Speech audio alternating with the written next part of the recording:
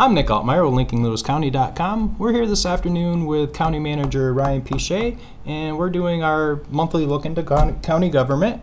Tomorrow night we have the Board of Legislature meeting, 5 o'clock here at the courthouse in Lowville, the old courthouse in Lowville. And it's going to kick off with a public hearing for some community development block grant funding applications. So guess we'll kick off with talking a little bit about that.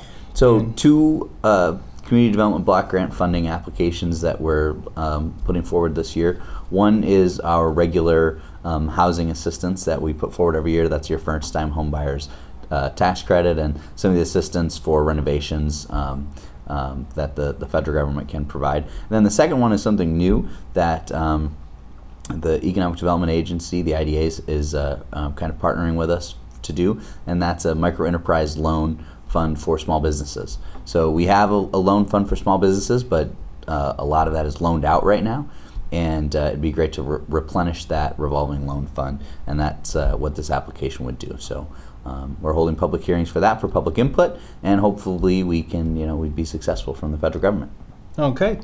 And speaking of the IDA, we do have a resolution in the packet appointing a new board member to the IDA. So I know you wanted to talk a little bit about the member that's leaving and his contributions to the county, and then we will introduce the new member. Yep. Ex-legislator Craig Brennan is resigning his position as chairman of the IDA, and Mr. Brennan obviously has done a lot to contribute to the community, and we're very grateful for his service. But we're also excited to welcome Mr. Kerr from the hospital. Jerry Kerr, the hospital CEO, will be coming on board with the IDA to help continue them in the right direction. Great. And then they'll, after Craig's resignation and Mr. Kerr comes on board, they'll have a new process for selecting a new president of the board? Correct, yes. They'd have to vote on a chair. I think the reorganizational meeting is in September anyways. Okay. So it makes sense. And speaking of replacements, we also have Frank Archer, who's been the buildings and grounds manager here with the county for quite some time. I think he's worked with the county for the past 34 years, retired, and he's done officially, I believe, as of... He's officially done. Last week was his last his last day on the job for 34 years. Frank Archer's been here keeping our buildings running and all of our facilities, and he's certainly going to be missed. But we do have certainly a qualified replacement coming in. Mr. Matthew O'Connor is been selected by the committee, and the full board will vote on his appointment to be the new Buildings and Grounds Superintendent. He served for many years as a building supervisor for construction and maintenance with Lunco. Okay. And it looks like if it goes through the full board tomorrow night, that his start date would be effective July 16th.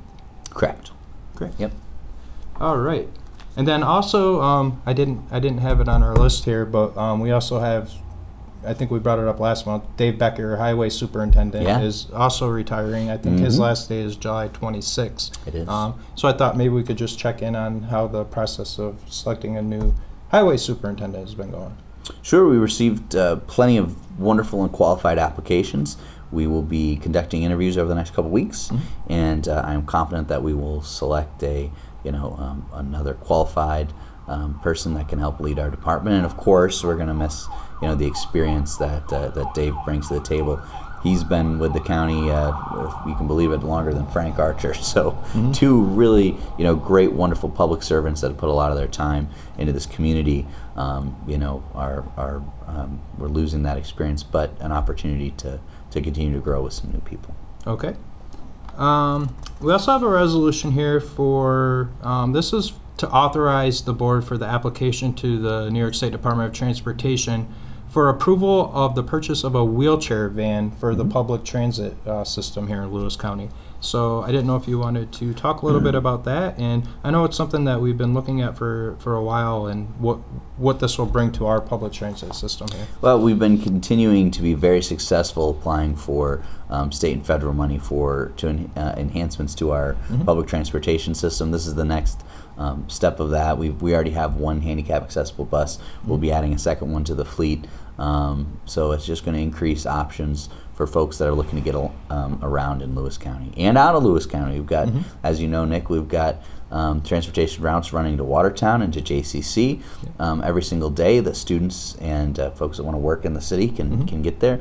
And we've got a route that goes all the way down to Old Forge for folks that need to go to Water Safari or work in some of their seasonal businesses that they have down there. So really great growth in the transportation sector. And a route to Utica. And yes, that's correct. Yep, and a route to Mohawk Valley Community College. So really great stuff happening with the Lewis County Transportation. Check out their Facebook page. They do a great job spreading the word on all their good stuff. Yeah. All right. A couple of the resolutions in the packet this month are just kind of urging the state on certain issues. We can urge. Right? So the first one is a resolution urging the New York State Governor and Legislature to enact state sales tax law reforms to keep pace with current consumer marketplaces and technology. Yeah. And this is basically based on the Supreme Court ruling that states can charge sales tax on internet sales. Correct. So the rules of sales tax haven't really evolved. This is what the Supreme Court says. Hasn't necessarily evolved with our modern economy. And in order to keep the playing field level for all folks and all businesses that are doing business online or in person, the Supreme Court is now saying that local sales tax can be charged for online retailers. That is now the new law of the land. And what we're hoping is that the New York State government will come together and come up with a common sense structure for local governments to begin collecting some of that revenue. Okay. Now I know at the end of the legislative session, I think it was a few weeks ago, we were all keeping our eyes on a couple of pieces of legislation that we were watching go through that had a little bit of meaning specifically to Lewis County. Yeah. They refer to them as home rule legislations. And one of them was for the waiver for the residency waiver for the assistant district attorney, Mrs. Insher, who started with the district attorney's office back in May. I know we have a resolution in here. Basically what happened was it never got taken up in the assembly, although the Senate passed the legislation. So you guys have a resolution in here asking for a special session to address outstanding home rule matters because it wasn't the only one that wasn't taken up. There were several county and municipal issues that were not addressed during the timeline established for the New York State Legislature to be in session. Specifically, the Assembly was unable to get through some measures that were of importance to some of the municipalities and to us in Lewis County, as Nick mentioned. So we would be, grateful, and we'd like to urge the state to come back and, put a bow on some of these issues that are important to the local municipalities and counties. Okay. Have you? I know that you guys reached out to the governor's office as well. I think. In addition to the resolution, have you heard any updates on what they were the plan checking is, with the or? legality, of exercising some executive power for this, the waiver for the assistant district attorney, and they were checking with the Department of State. So that was the last I've heard, and that was last Friday. Great. Okay, and then some of the things that aren't in the packet, but just to keep people updated on some of the ongoing projects that are going on. Obviously, you've probably heard a lot about, it's been in the news a lot with the JCCC Education Center, and we just thought we'd bring it up that ground has been broken. Yes. Bids are coming in. Well, the bids can out. begin to start coming in. Yep. The bid documents are online for any contractor that would like to get in on the project. The Lewis County Highway Department has done a phenomenal job taking some of the burden, the financial burden off the county for the project. They've been doing a lot of the site preparation work, and they're going to be installing a lot of the water line. So we're already moving up there. We've got our, all the necessary permits from the DEC, New York State, local zoning permits, and we're absolutely headed in the right direction. Okay. And then just to follow up a little bit too, we've talked a lot in recent months about the strategic plan for facilities and capital improvements and things like that. Obviously, last month the county was unexpectedly hit with the additional IGT payments. So maybe we could update people a little bit about where we are right now in the capital improvement projects and some of the things that.